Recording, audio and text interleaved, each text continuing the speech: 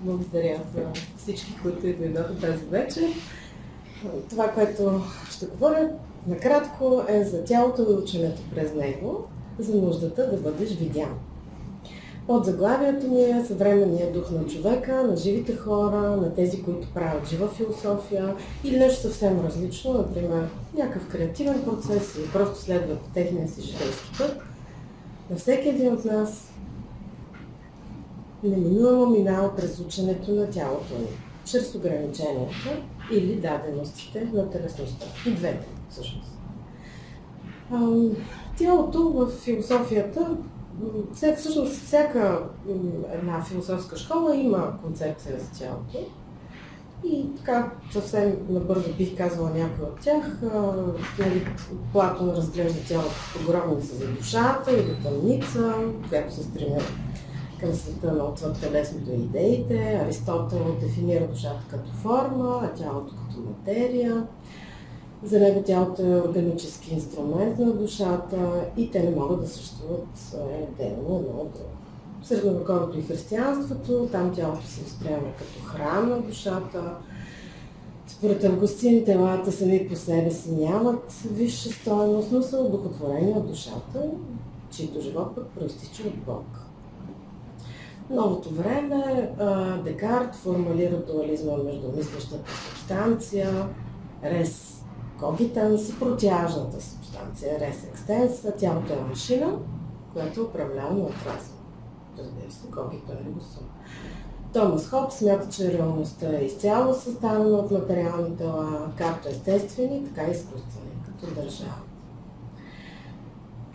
После, след вече екзистенциализма, разглежда тялото като неделимо от съзнанието, то не е просто обект, а живяно тяло.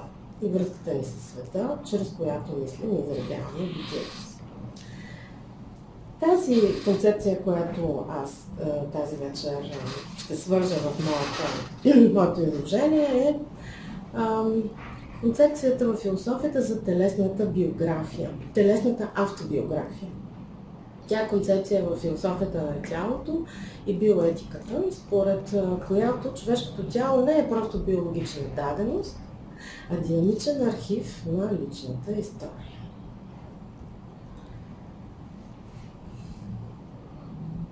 И така. Тъй като казах за телесната автобиография, бих отворила една скоба да кажа за духовната автобиография, която за мен в нашата духовна автобиография, според мен, е възможно да не останат никакви следи от началото ѝ. Дали в началото на духовната си история сме някой бил, който да е бил сократик или хегелианец, или привърженик на Лакан, на Фуко, дали е минал през Ницше, духовно, ние имаме възможност за пълна промяна. И обновлението винаги е на лице. Днес може да сме абсолютно нови, юнгианци, православни философи, софисти, еклектици, възможно е пълна промяна. Не остават следи, т.е. възможно е да не останат следи в историята на духовната ни автобиография, в новата ни философия или убеждение. Възможно. Може да остават, но това е възможно никакви да не остават. Остават следи в писанията ни, ако има ако философията ни има някаква материална форма, т.е. тя има някакъв текст. Докато телесната ни автобиография, като е по-различна, поради промените, които стават в нея, в естествения процес на развитието на нашето човешко тяло. То не е просто биологична даденост, която се променя с времето. То тръгва от раждането, зреенето, стига до естествен разпад, намаляване на жизнените функции.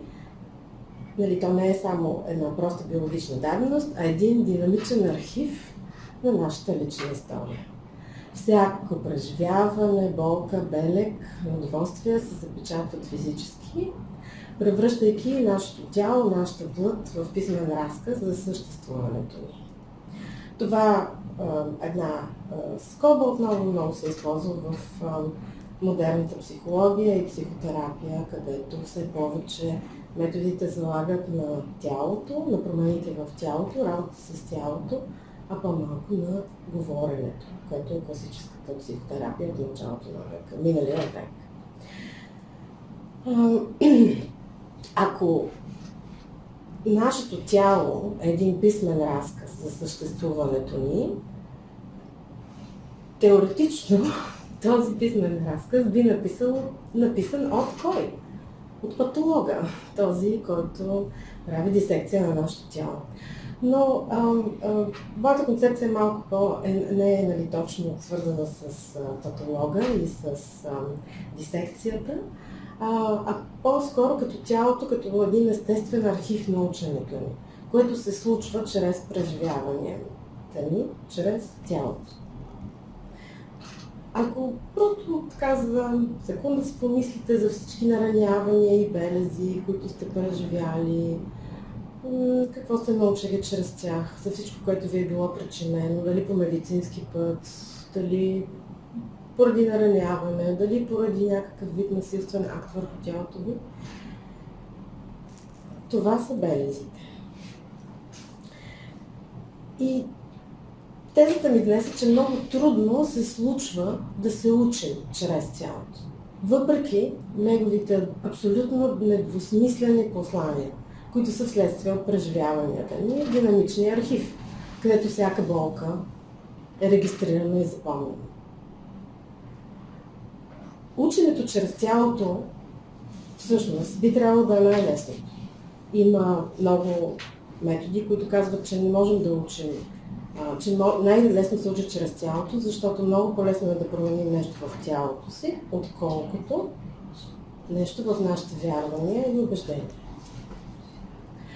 Но ако това, което правим с тялото, е направено от нуждата да бъдем видяни като истинско човешко същество, тогава промяната в тялото или ученето чрез тялото става много по-трудно. Или почти невъзможно. Тялото, според мен, нашето биологическо тяло е най-големият ни учител в съществуването ни. За тези, които са гледали деца, особено докато са малки, имат също подобни учители, но в един момент децата порастват и тези, които ги отглеждат, могат да си отдъхнат, ако имат късмет децата да са станали самостоятелни и да не са обект на грижи. Нашето тяло, нашия учител, ние го наричаме свое и често имаме илюзията в определени фази от живота ни, повече от други, че имаме някакъв контрол върху него. И особено чрез тялото си, ние искаме да бъдем видяни, да бъдем зачетени като присъствие и взаимодействие с други човешки същества, с други тела, които са ни особено важни. По стечение на обстоятелствата, върху които ние като индивиди нямаме никакъв контрол, ние се появяваме на този свят, първоначално като идея за съществуване, поради връзката на нашите родители, случването е чрез зачатието, чрез проявата на тяхната сексуалност и се разделяме от тялото на майката чрез един физически брутален процес на раждане. От тук детето, бебето, човешкото същество започва да преживява света чрез тялото си и сетивата си, много преди да развие езика и съзнанието. Ако детето получава точно тази телесна топлина и емоционална близост, която е различна от грижите за храна и хигиена, то развива здравословна връзка с тялото си, научава се да се разграничава от други тела и започва да изпитва собствените си телесни граници и собственото си разположение в пространството. И така започва ученето чрез тялото. Ние се учим кое е опасно и безопасно, доколко можем да влизаме в контакт с други тела и предмети, одушевени и неодушевени. Тук децата с тялото си изпробват абсолютно всичко, което е възможно и придобиват познание за света чрез тялото. След това идва пубертета. Това е изключително изпитание за младия човек, който е под въздействието на бушуващите хормони, химия в тялото След това идва зрелостта, където идеята за контрол върху тялото ни е доста силна и тази илюзия за контрол продължава сравнително дълго, ако не ни се случи нещо непредвидено, докато при жените не дойде менопаузата, при мъжете спадането на потентността. След това се започва процесът на приемането на фазата на застаряването, когато жизнените процеси се забавят, а тялото ни започва видимо да дава различни сигнали за това, че контролът върху него е наистина една голяма илюзия. Сега ще разкажа за двете случки, които ме мотивираха да говоря тази вечер. Едната е за една тинейджърка, една майка ми разказа за дъщеря си, която е на 16 години и толкова много иска да има напомпани устни. Още сега говори за увеличаване на бюста си, като си спести първите пари. Особено се впечатлих от момента, в който девойката Моника вземала игла и се бучила сама устните с тази игла, потопена в крема на майка си, който има някакво съдържание на хиалуронова киселина, веществото, което се инжектира в устните и в други части на тялото. Това, което прави Моника, е опит за решение. Също така експеримент и някакъв вид ефективност. Аз мога да направя нещо, което да има някакъв ефект върху тялото. Другата случка е с моя баща, който е на 84 и е разстроен от месеци, защото при всяко по-голямо физическо усилие, като например плевене на домати и оране с фрезата в градината на жена му Леля Гинка, той получава силна аритмия и не му достава въздух. Последния път, съвсем скоро,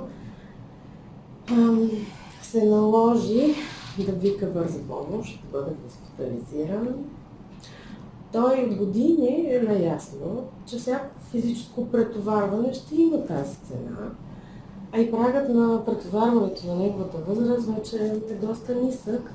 Това, което е прави преди 5 години, е абсолютно невъзможно сега.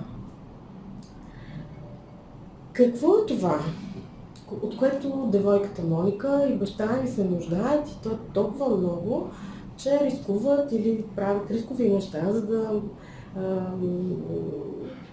риска да получат сериозни здравословни проблеми или нещо с тялото си.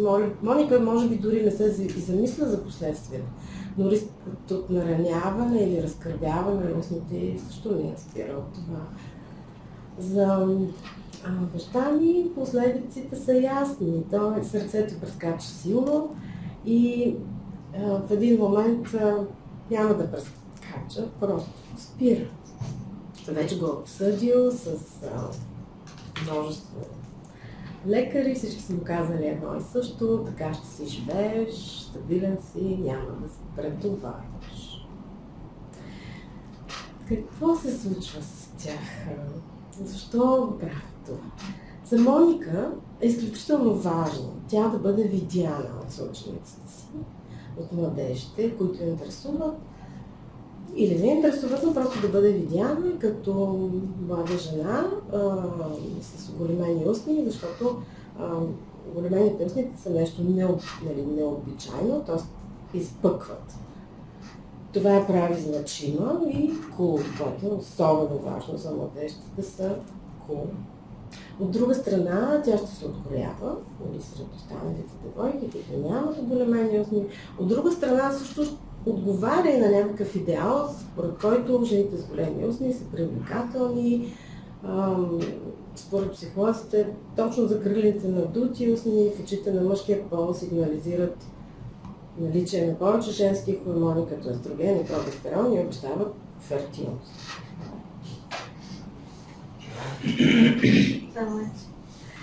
Но най-вече, дали оголемяването на устните, на бюста, дали израсяване на косата или гладисане на косата или правене на нещо друго, всички имат за цел едно – да бъдеш забелязан. Да бъдеш видяна от някого, видян или видяна, мъжете също го правят. Просто това са тези две истории, които просто ги преживях, са ми близки. Който ще се впечатли, ще се обърне или на езика на социалните медии ще даде един лайк. Подобно поведение е пускането на снимки, клипчета, познаваме в социалните мрежи, където всеки лайк, позитивна реакция се преживява като отделяне на положителни емоции, отделят се хормони на окситоцин, тялото е изпълнено физически с удовлетвореност, на физическо ниво това с топлина, повишаване на кръвообращението, т.е. физическо проявление на удовлетворението или някак казват щастието. Какъв би бил, нали, защото говорим за как можем да учим чрез тялото, какъв би бил нейният процес на Моника? Дали нещо, което да причиня нещо друго да изпробва с тялото си, като самонараняване, по един или друг начин, други експерименти с визията, с или без промени на телесната и цялост.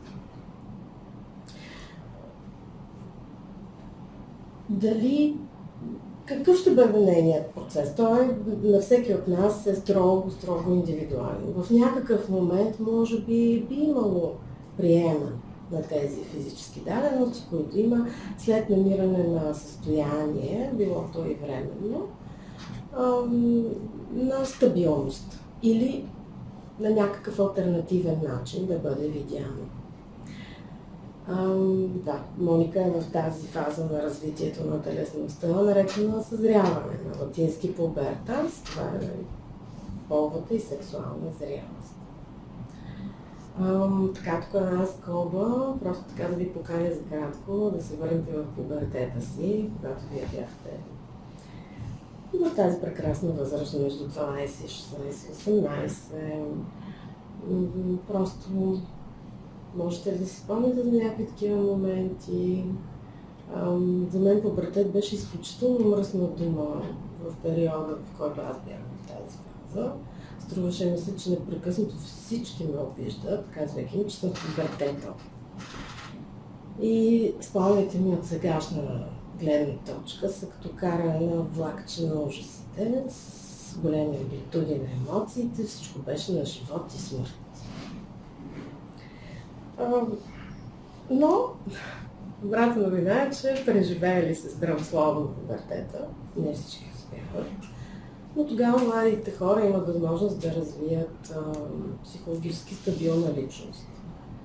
И перифразата на Фройд, стабилна личност, за това значи да работиш, да създаваш връзки, да бъдеш самостоятелен. Ами на немски цулибен, умцуабетен, това е било тогава. Израза на самостоятелност и зрялост. Така, това беше с Моника.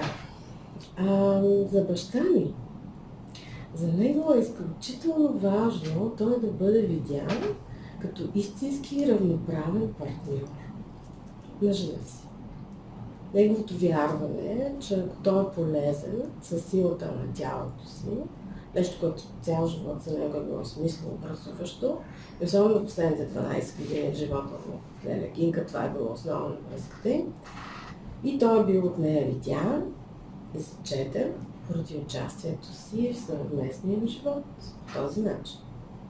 Сега той е лишен от тази възможност.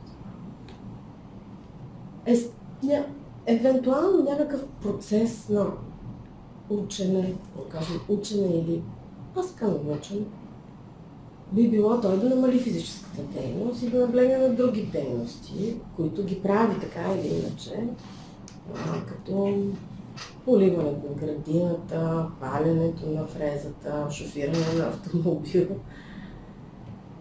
Но тези дейности за него нямат тази тежест. В сравнение с тези, които е извършвал до сега. И тази промяна е станала бавно и неведнъж.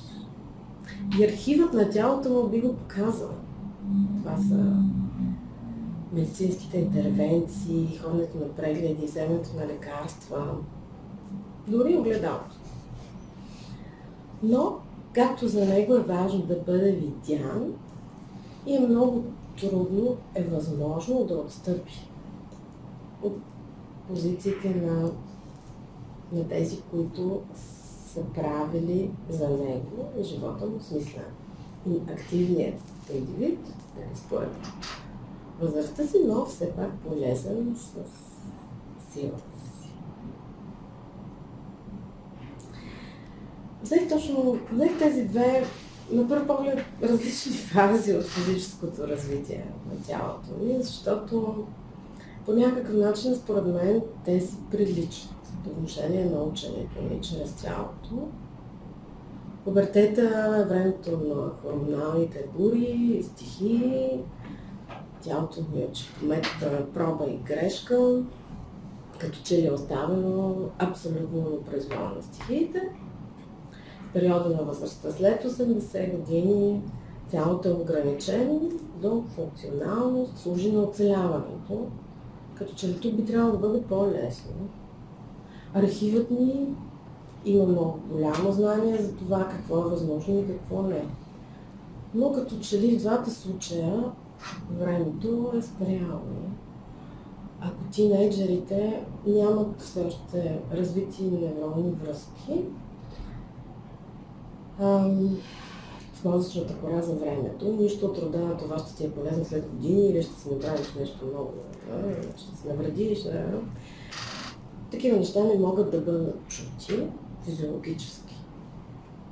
Възможно е единствено да бъде видян тук и сега. А за възрастния човек не е важно дали ще оцелее в този случай, в който разказах, а дали ще бъде видян като пълноценен участник във връзката, която за него е единствена и смисъл в момента. И двамата имат контролна група.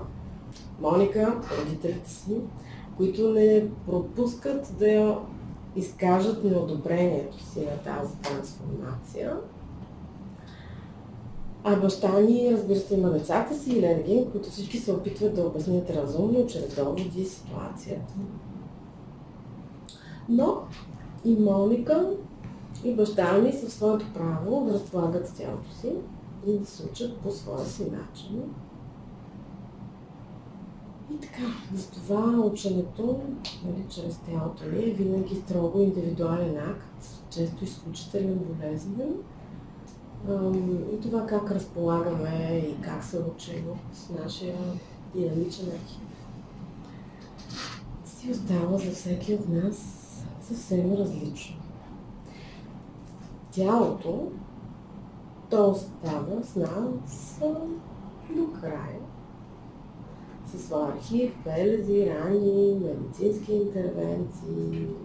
И то продължава да ни дава възможност да се учим. Защото дори да е трудно, вярванията и убежденията ни са много по-трудно да бъдат променени от това да направим някаква промяна в тялото си. Но ако това, което, например, да ходим на сутрешна разходка на плажа, но е много по-лесно, твърдя, от това да променим вярването си или убеждението си в нещо. Но ако това, което искаме да направим, или което ни е важно, е свързано по някакъв начин с нуждата ни да бъдем видяни, което искаме да научим с тялото си, е свързано по някакъв начин с нуждата ни да бъдем видяни, ще имаме нужда от много по-силна мотивация, ако въобще е възможно.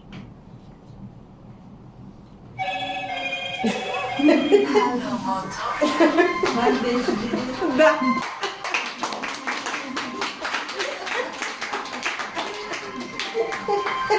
Няма случайни неща.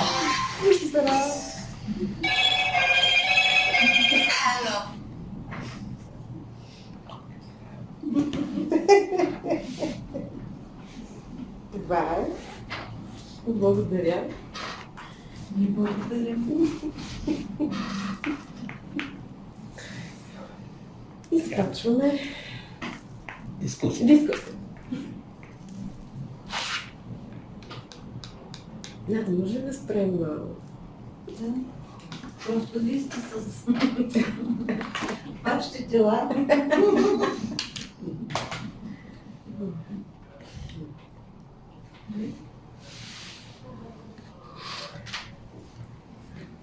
Това може да го спрем, нали?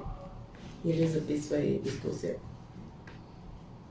Записваме всичко. Всичко записвате. Добре, всичко добре. Давай. Няма пропуски. Нямам пропуски. Аз нямам въпрос.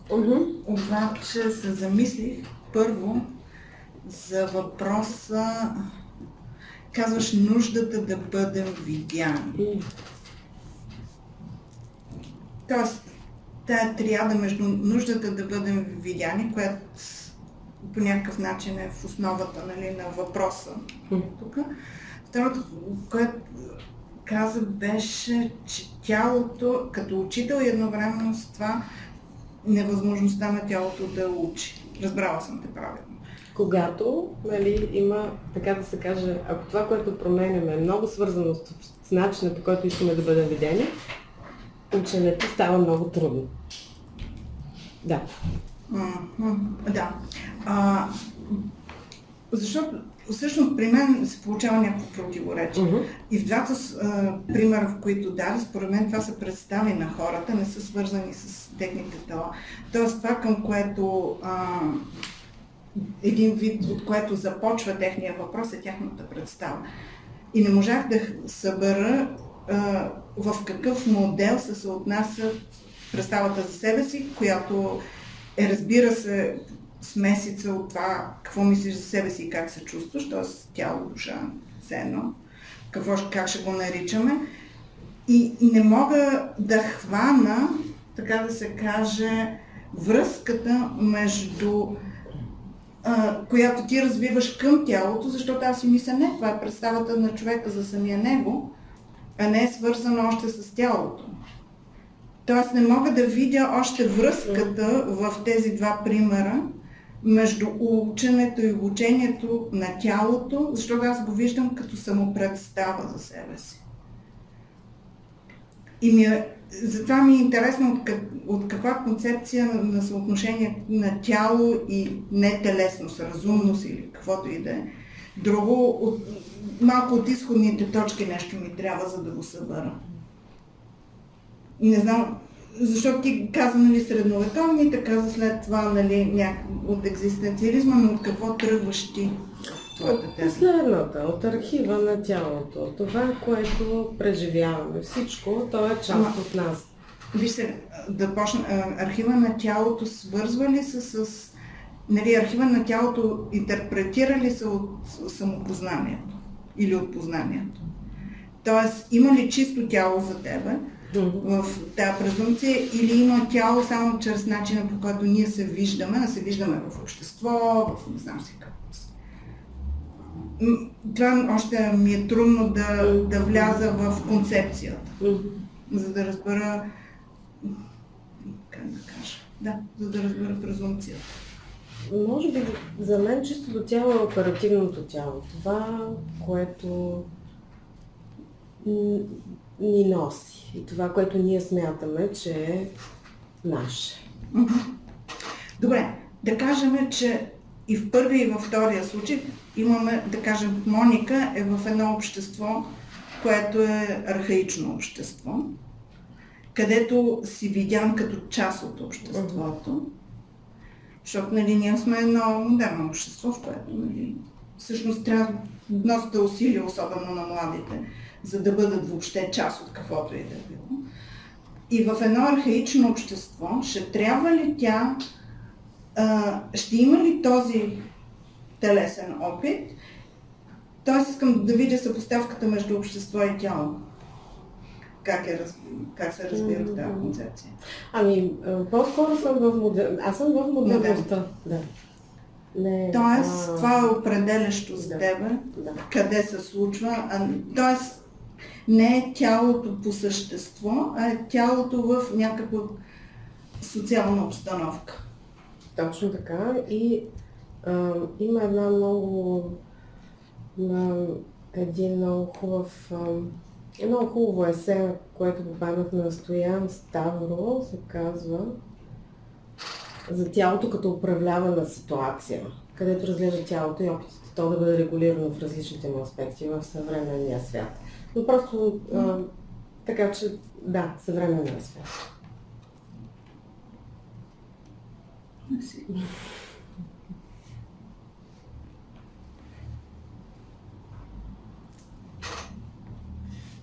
така нещо. Ами вие не сте ли мислили, че, например, на баща ви може да не му се живее, тъй като на 84 години са на първа. Няма особен смисъл, не. Това и Камил там казва, защо хората пушат и пият и на цяло им се живее. Да. Не, аз не мисля, че не им се живее, просто това, Да, което има някакъв получават, което инстинкт. получават от пушенето и пиенето, това също е, нали, дали е саморазрушаващ или дали е нещо свързано с получаване на удоволствие обикновено. Да, разбира се, че сме говорили за това дали му се живее. Той от 10, нали, конкретно мога да кажа, че от 10 години той казва, иска да поживее 1-2 години. Това го казва всяка година. Аз мисля, че той иска да живее, но да живее така, както да бъде полезен и видян. Защото Леля Гинка е неговата действителност, нищо друго. Той вече е в неговия свят. А Моника е в света на Тинейджър. тинейджър. Защото тя Да. трябва да бъде. Да. видяна. Значи и двата ще могат да се гледат не като някакви индивидуални, нали, психоаномалии, Не, по-скоро въобще не като...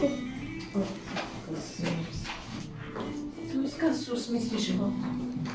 Търси смисъл в нещо, това, което прави.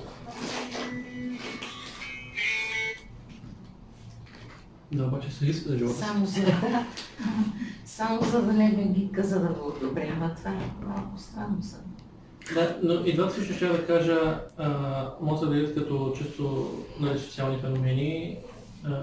Сега, нали, е много индивидуалистичен на живота и всеки му търси кола и по-единично някакси, нали, да влезе в някаква рамка.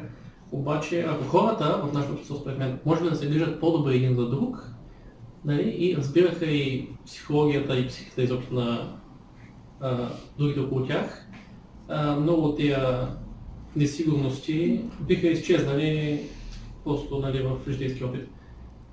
Ние обаче нямаме нали, възможност да грижим един на друго в нашите общества и всеки да се търси някакъв така, нали, начин да запише. Интересно това да се случва с Моника, не той при джендерите. Възможно не е природата да ми е объркала пола. Природата объркала ли ми е устните? Ми разбира се, че не. Обаче нейната представа е, че с по-добри устни, нали, там, както тя ги са по-добре, може да има, нали, резултат житейски. Това да, пак е по-скоро от мен социален проблем. Нали, при културистите. Трябва да я приличам на надуваема кукла, за да спечеля първо. И той при тях има доста силен според мен инстинкт на саморазрушение, защото те умират, нали, заради тия химии, които взимат. Да, има според мен съм няма някаква такава саморазрушаваща се, не саморазрушаваща се елемент сега нещо. Аз може да кажа нещо. Според мен няма значение в кое време ги разглеждаме двата случая, дали в модерността или в средновековието или където и къде е. Това са две движещи такива фундаментални сили, може би да наречем. Жената да е красива, мъжът да е силен. Да. Можеше и да е обратно. Да, можеше и да е обратното. Така се получи с това. Защото сега Да. Моника иска такива устни, да кажем, в една ренесансова Франция жената иска пък някаква перука. И двата случаи иска да е красива. Да, Дали с устни или с перука или с някакъв макияж. Просто иска да е красива жената. Това е някаква такава Тоест да бъде, инстинкт. да бъде Чрез видяна. красотата си, Да да. бъде А мъжът да бъде видян чрез силата си. Да, но защо искат да бъдат видяни сигурно? Защото имат липса на любов или на нещо незадоволено. Да бъде пристанчо съществуването. Че го има. Мисля, че е инстинкт това за размножаване, според мен. Това е свързано с устните. Дълбоко, така е, но, дълбоко причина е. можеше да бъде и нещо друго. Да. Просто взех този случай, защото го познавам. Тоест, кога смисъла на това да бъдеш видян може да се отъждестви с смисъла на живота ти. Не винаги. Да. Не винаги, но очевидно има моменти, когато е така. В смисъл темата може да тръгне много по-нашироко. А това, което Софито каза, аз оттам тръгна. Да. Дали това да бъдеш видян в един или в другия случай може да се превърне в смисъла на живота ти или израз на търсенето на смисъла на живота ти в това да бъдеш видян. Може би е елемент във всеки един, който колкото и да не си го признава всеки. Да, но ти искаш да бъдеш видян, за да имаш някаква реализация. Иначе защо искаш да си видян? Стигна смисъл съществуване. Именно, да, И това, което Иван го каза в един момент, има ли смисъл съществуването ти, ако не можеш да бъдеш видян? Именно, да. Нали? Смисъл, Това казах. отиваме иначе. Така. Само Да, обикаляме около темата, че нищо друго.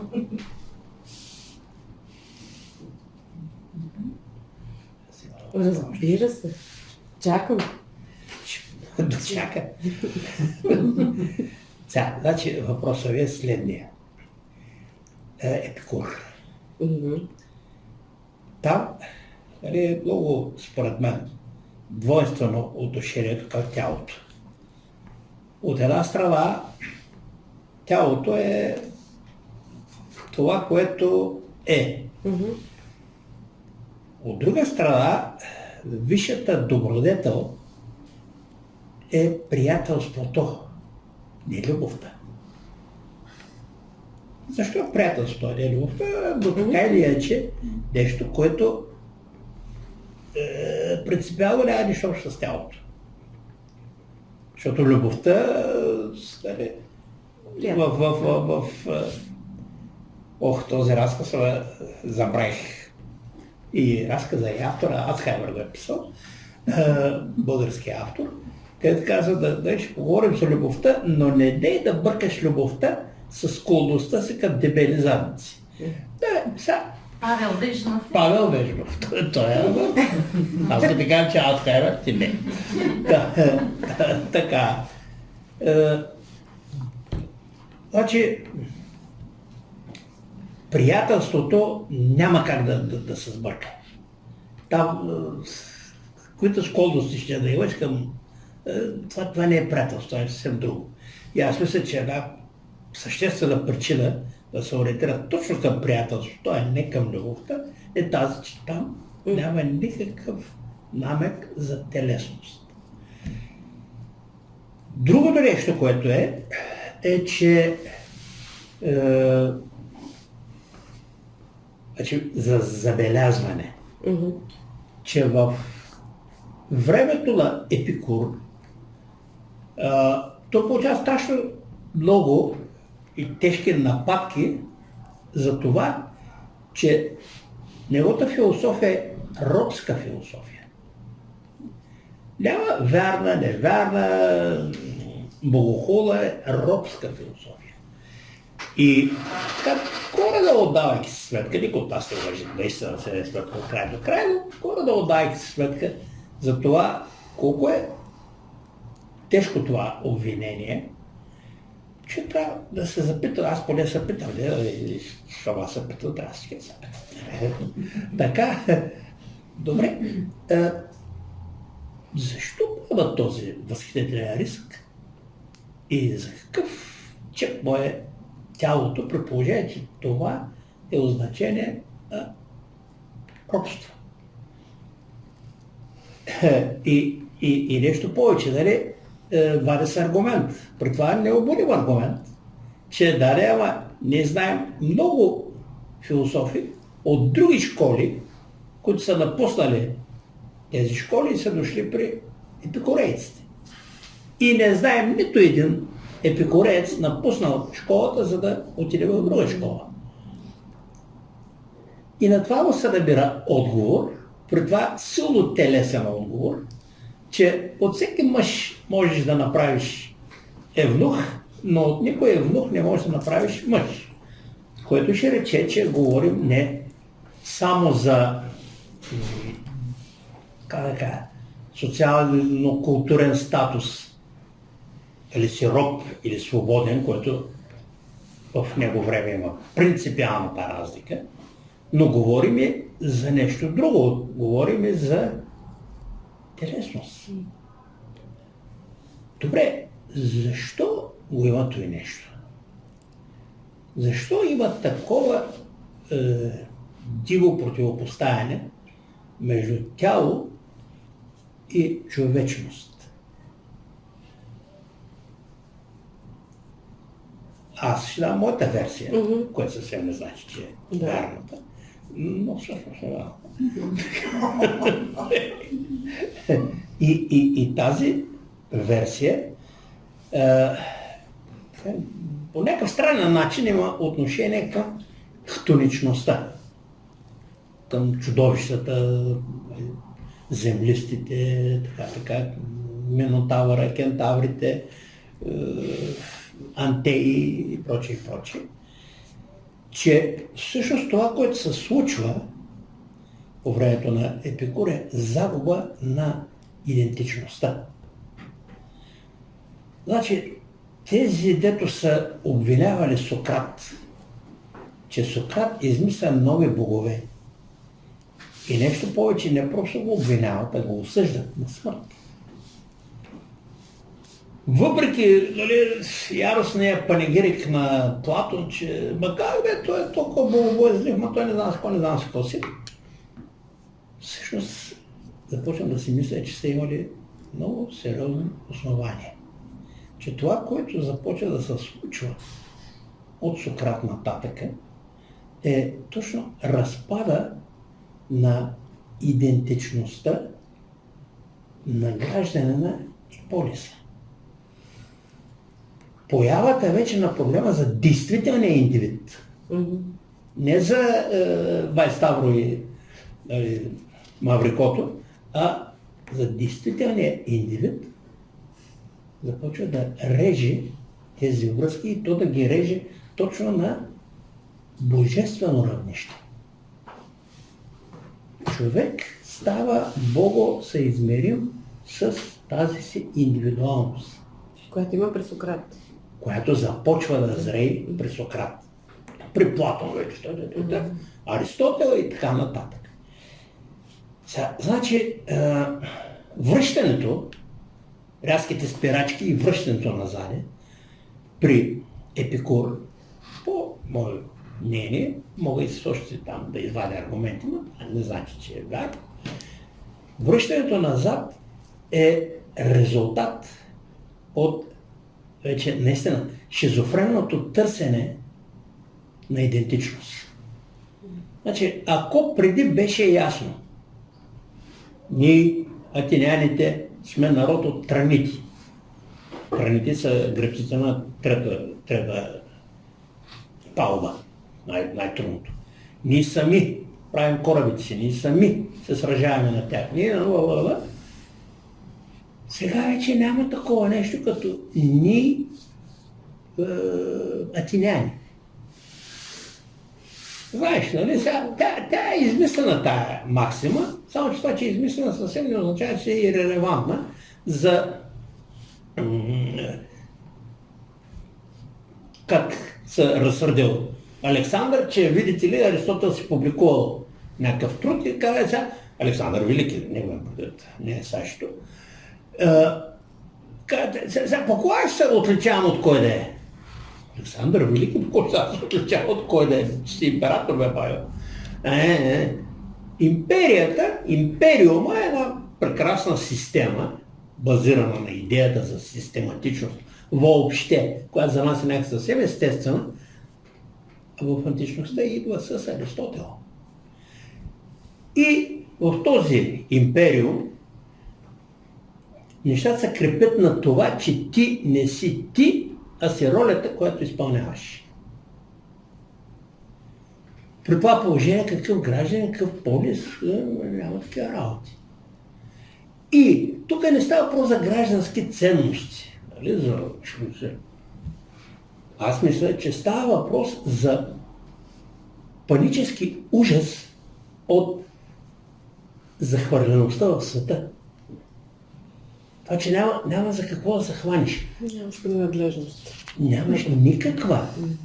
И ужасяващото е не етикета ми. То няма принадлежност, пък он има двойна принадлежност, пък то като гражданство нещо такова. Тук става въпрос за ужасно чувство за захвърленост. И каква е връзката с хтоническите? Че хтоническите образи са ужасни, защото, мисля аз, защото страха е гаранция за силата. Не случайно е. Страх от Бога. Страха. Страха мина, слава Богу, вече имаме по-светло време, нали, героически мита, нали, така.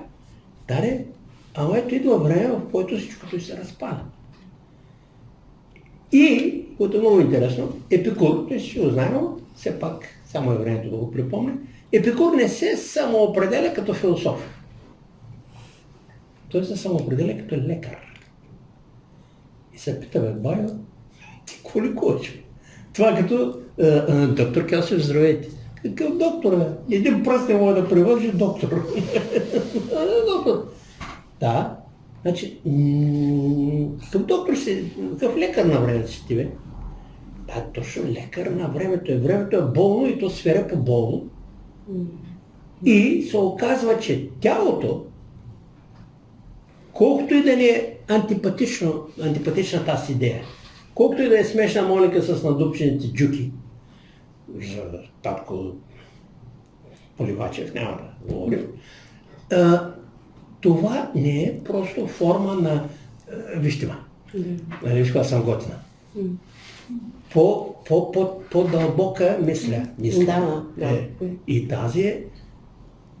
Питаш Иванчо, кой е Иванчо, бе? Те прави така. Какво показва Иванчо?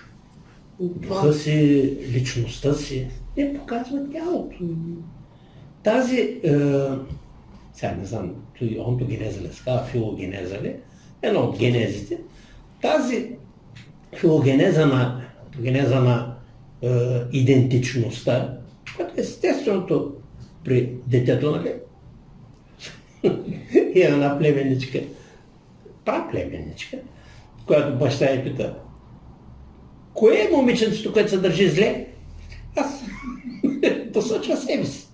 Но посочва тялото си, себе си, това е тялото. Значи да бъдеш забелязан, да бъдеш видян, разбира се, това са... Но мисля, че при Епикур не е случайна това самонаричане, самоопределение като лекар на времето, не е случайно приемането на този възхитителен риск да бъдеш обявен за робска философия. То е контрадикция на идеята. Нали, философията е идеята за свободата, за индивидуалността, робската философия. Тези жертви, така сега, които се дават в името на телесността, според мен говорят за повече, или по-скоро не повече, по-дълбока фундираност на тази телесност.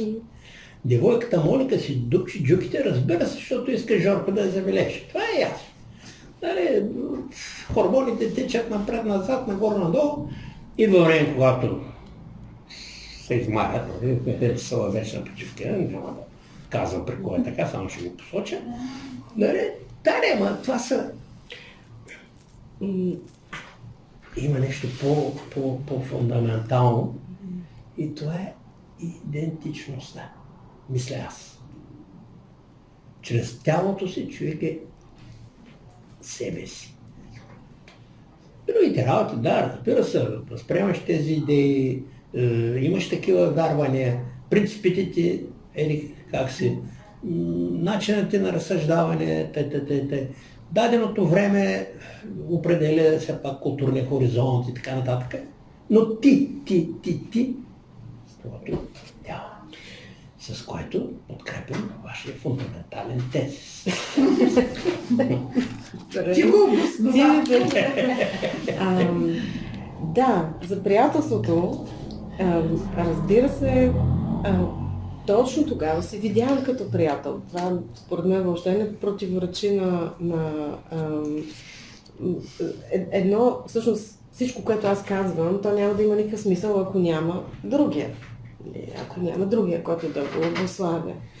И това, което казваш за идентичността, да, идентичността плюс принадлежност. Едното не може. Съгласих се. Да, и аз се съгласих с теб.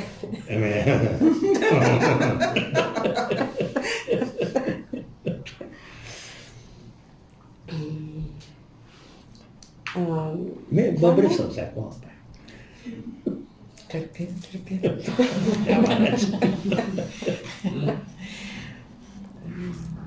Айде, Ванче, чувствам, че напираш. Да. Слушам. А вие казахте, че тялото принадлежава, нали, на човека и той си е така негов собственик. Това вярвате ли го? Не, аз не казах, че принадлежи на мен, просто, че ние имаме иллюзия за контрол върху него. Тоест в днешните обществено-етически проблеми, като аборта, там стана много трудна работа. На кой принадлежи тялото? Или да дам един още по-майче Да, това са доста интересна тема. На... Мисля, че се казваше Бони Бул, актриса, порно актриса. Тя е рекордьорката в момента за секс с най-много хора, 1057 в продължение на 12 часа. Онлайн или... На живо. На живо, да, някакви такива сатанински работи, но интересно е, че на кой принадлежи тялото на Бони Бул? В такъв случай? На ние или на всички? Тя е, нали, обществена личност и горе-долу е обществена полза. Да, ами ако, нали, ако има консент, т.е. ако това е нейната, това е което тя прави, тогава Да, тя има се ето принадлежи на някакво мен. патологично... Има и други истории, нали? Да бъде видяна. Да, възможно е това да е, но има и друга история, нали, на французойката Пелико, която е била използвана от мъжа си, той е опоявал и водил мъже, които да изнасилват, докато тя е опоена. Нали, в този случай той абсолютно е взел целият контрол върху нейното тяло и го е предоставил за пари или там за каквото и да било. Но ако Бони... Тя обаче разликата тук е ето. Това се наказва от закона, Бони Бул не се наказва от закона. Защо да се наказва Бони Бул от закона? Може би не разбирам. Аз не мисля, че трябва закон. Аз като цяло даже съм срещу закона изобщо, обаче това е интересното, че държавата винаги създава тези двойни, нали, стандарти. Защо да се... Аз не разбирам двойния стандарт. Бони Блум е една жена със собствена воля и казва, аз искам да направя секс с 150 000, не знам колко. 1000. Добре, 1000 за 12 часа. Бърз секс. Бърз секс, колко там, по 5 минути или секунди на човек няма никакво значение. Това е израз на моето тяло, на моето желание или там, нали, аз не знам как. Но това е моята лично решение. Защото ако мъжа пък реши да се слага тялото в нечие друго тяло, нали, той ще каже, аз моето тяло мога да се прави каквото си искам, то си е мое, слагам си го в другия човек тялото. И тогава вече до тия не са стигнали. Така. Тоест мисля, че етиката в днешното време като цяло няма смисъл. Това според мен Според мен има много голям смисъл, що се отнася до контрола върху тялото. Ако той бъде взет от мен и предоставен, нали, чрез опойка, чрез насилие на някого другиго, тогава това е ясно, значи... Но трябва да имаш втори човек, който е съгласен, иначе не върви да ги премарат. Да, ама за една обществена, нали, ако тя може да направи с 1057 мъже, то всяка жена би можела да направи с един на ден, да речем, нали. И някой може една монахиня 300 години да живее и да не иска. Това няма тук всяка, тук имаш... 1060 ама... Може да иска някой друг с Господа. Това не е на работа. Така е. Но няма тук, нямаме съгласието се дава от втората инстанция. Темата за аборта е много интересна. Какво бихте искали да кажете за това? От кога? За контрола или за коя точно? Аз мисля, че да, за аборта е несправедлив, но тъй като мен ми се струва, че това е някаква социална патология, да, като цяло, нали, то няма как и да са...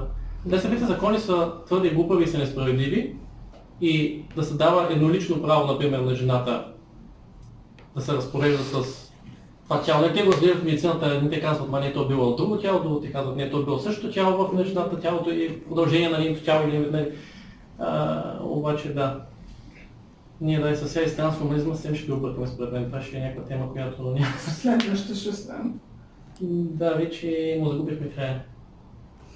И това ще създава все по-неморални хора, нали? Един вид. Неморални в какъв смисъл? Неморални смисъл на ожених се, защото съм жена за един милионер, направих аборт за да се развие с мен, взех му къщата и така нататък. Или както ви казах специално за изнасилването, да, ама има пък жени, които лъжат, че са били изнасилени, за да спечелят пари най. Ако има... аз не знам за какво говорим, за морални, за етика или за закони. Тук малко да се губи дирята. Те нали, все пак в някакъв морал обществен, който се спазва, са правят законите. Нали. Аз това ме идеят, просто че му загубихме края и всичко ще върви към някакви анархии, които ходише. Аз бих казала, нали, за това, за което аз говорих, е контрола, нали, илюзорният контрол, който имаме върху тялото си. И когато живота се случва, той се случва поради нали, никакви обстоятелства, поради един абсолютно стечение на обстоятелствата, върху които ние нямаме никакъв контрол. В това, за което аз говорих, че контрола на тялото си детето идва при детето, когато то започва да експериментира и да търси контакт с други тела, с одушевени, с неодушевени предмети. За мен, нали, ако моята лична позиция за аборта искате да чуете, е, че жената има в този случай, би трябвало да има или на нея и принадлежи тялото й. И това е регламентирано по различни... И за слава Богу, за това има правова защита. Защото иначе тя не би имала никаква защита.